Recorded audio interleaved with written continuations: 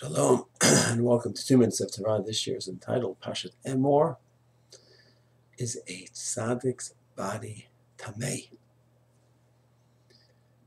Tuma is discussed in the beginning of Parsha Emor, where it writes that a Kohen cannot become Tamai to a dead body, can't become a Tamai at all. And of course, the most severe status of Tuma is a dead body. And the question is, does that apply to a Zaddik's body? Can a Kohen go ahead and go into a kever of a great Zaddik who passed away, Rachel Imenu, Maratha Machpelah, or the other kever, other body graveyard, and go to the area specifically of the Zaddik? So there might be other factors when it comes to Maratha Machpelah. It's a big cave, and where exactly are the bodies. But let's just talk about where the body of a Zaddik is by a definite area. Is there any reason to say that his body is not Tamei? So the Sefer Chinuch has an incredible commentary on the Parsha. In the beginning of Emor, he writes the idea of a body, anyone's body, being Tamei is the following. He says, when a person is alive, there's a combination. There's a bit of a synthesis that is the physical, animalistic body combined with the lofty neshama. And while the person is alive, there's a battle going on between the nefesh habahami and nefesh hasichli, the animalistic part and the higher element. And while one part pulls us down towards the physical, the aggressive, the desires, the instinctual, to indulge in the materialistic life, etc., there's another part that's pulling us in another direction, and we're battling it out, trying to work our way through this world. And the Chinuch says that when the person is alive, there's a combination there.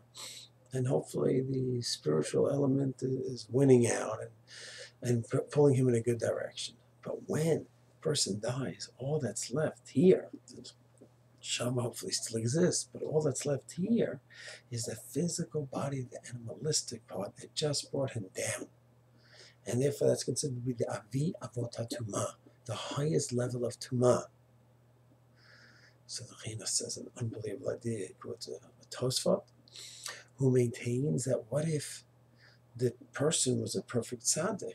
So that body was not a contradiction to the neshama, but worked in perfect harmony with the neshama. And it brought him to the greatest of levels, where the body was just used for mitzvot. It was used to do chesed. It was used to be involved in eating l'shem shamayim for the sake of heavens. Everything was just fine-tuned, like a well-oiled machine. What do we say in such a case? So one would argue that, first of all, how do you define who's the perfect tzaddik? And even if you can define and say that, well, according to the reason of Tumah, it shouldn't apply here. Usually we say lo plug. Lacha is that a dead body is Tamei, and that's it. The Chinuch quotes a bold opinion that a perfect tzaddik is not Tamei, because his body is not viewed as something which brought him down. No, it is one opinion. It is not the majority opinion at all. Most opinions say that tzaddik's body is Tamei, just like anyone else's body, and we don't differentiate. Halacha l'maisa, is it something practically that someone should rely on? They could go to the kever of a tzaddik, and the Kohen could be there. It's not considered a tum'ah. We're not relying on that. That's not something to rely on. And Kohen would certainly have to talk to his Rav before he would ever do such a thing. The majority opinions say that as beautiful as that idea is, halachically speaking, the person, even a great tzaddik, is Tamei.